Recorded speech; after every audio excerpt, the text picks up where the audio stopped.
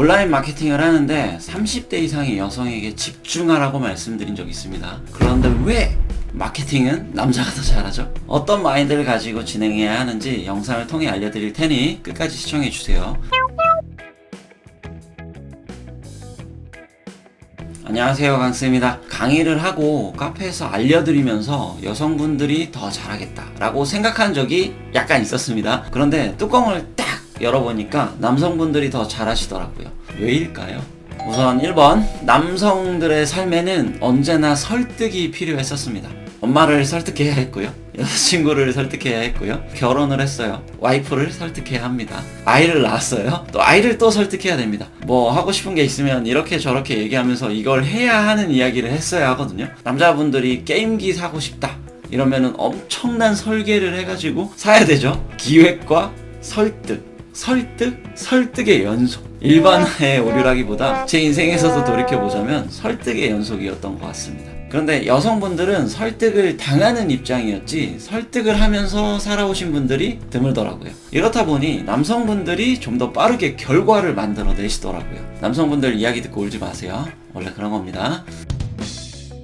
2번, 간절함. 주부의 경우 대다수가 용돈벌이 정도로만 생각하시더라고요. 애들 깎아나 좀 사주고 나 사고 싶은 거 좀 사야겠다, 그런 용돈벌이 정도로 생각하시면서 잘 되면 좋고 안 되면 말지 뭐 정도의 간절함인 듯한데, 남성분들은 우리 가족을 굶지 않게 해야겠다, 더 배부르게 먹여야 되겠다 생각하시면서 좀 더 열정적으로 진행하시더라고요. 다가오는 간절함이 좀 다르신 것 같아요. 애들 학원비 내려고 퇴근하고 대리운전하고 아니면 택배 배달하고 이런 육체노동 하시잖아요. 일 끝나고 육체노동을 추가로 한다는 거 저도 해봤는데 굉장히 쉽지 않았습니다. 참고로 젠더 갈등을 만들려고 이렇게 얘기하는 거 아닙니다. 제가 카페를 1년 이상 운영했는데 이렇게 좀 느껴졌습니다. 뭐야, 지금 여자 무시해?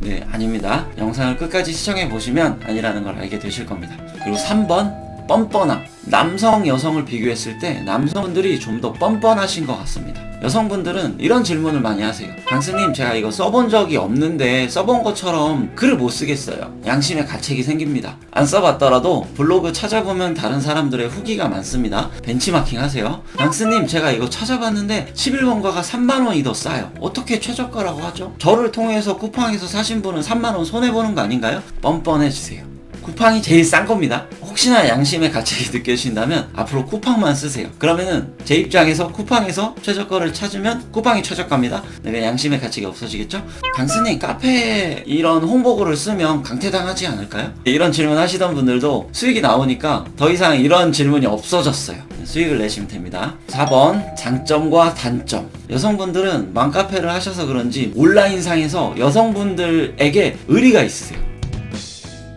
그렇다 보니까 단점까지도 얘기를 하시더라고요. 이건 이래서 좋고 저래서 좋은데 이거는 안 좋다, 이렇게 얘기하잖아요. 그러면 살 사람은 사고 말 사람은 말어, 이렇게 얘기하는 거예요. 그러면 이제 사람은 생각하겠죠? 이게 좀 이런 단점이 있어?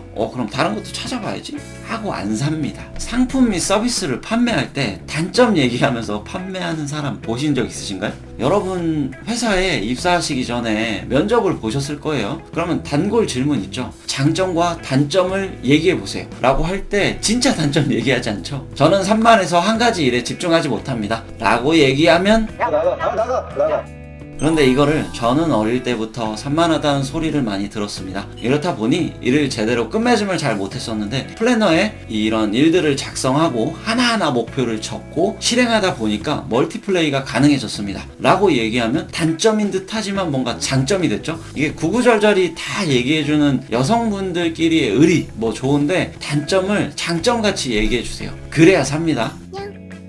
자, 이렇게 비교 분석을 해봤는데 그래서 뭐 어떤 마음가짐으로 해야 되냐고요? 1번, 거절을 두려워하지 마세요. 무언가 부탁했을 때 상대방이 들어주지 않으면 얼굴이 붉어질 수 있잖아요. 근데 우리는 온라인이잖아요. 안 해주네? 왜 안 해주지? 어떻게 해야 해주지? 이걸 고민해주세요. 왜와 어떻게 분석하는 방법은 여기 영상을 시청해주세요. 안 해주면 해줄 때까지 하면 됩니다. 뭐 돈 나가는 거 아니잖아요. 그리고 2번, 제재를 두려워하지 마세요.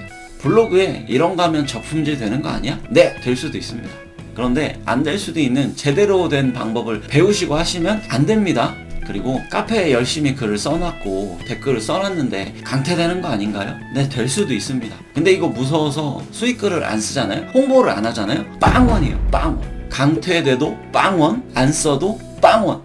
그럼 결과가 같죠? 최대한 광고가 아닌 것처럼 잘 해보세요. 밴드도 마찬가지입니다. 근데 밴드는 99%는 잘리니까 그냥 무신경하게 홍보하세요. 아, 잘렸구나. 또 가입하고 하자. 이렇게 생각하시면 됩니다. 3번, 내가 고른 게 최고의 상품이래요. 아, 이거는 이래서 안 좋은데, 아, 이거는 비싼데 팔릴까? 이렇게 생각하지 마시고 내가 고른 게 최고의 상품이고 내가 고른 게 최저가 상품입니다. 쿠팡이 최저가다. 스스로 세뇌하세요. 언제나 이렇게 생각하셔야 안 팔릴 것도 팔립니다. 이제 어떻게 해야 하는지 아실 거라고 생각합니다. 영상을 보셨는데 그래도 이해가 안 되시는 분이 계신다면 2번, 3번 보세요.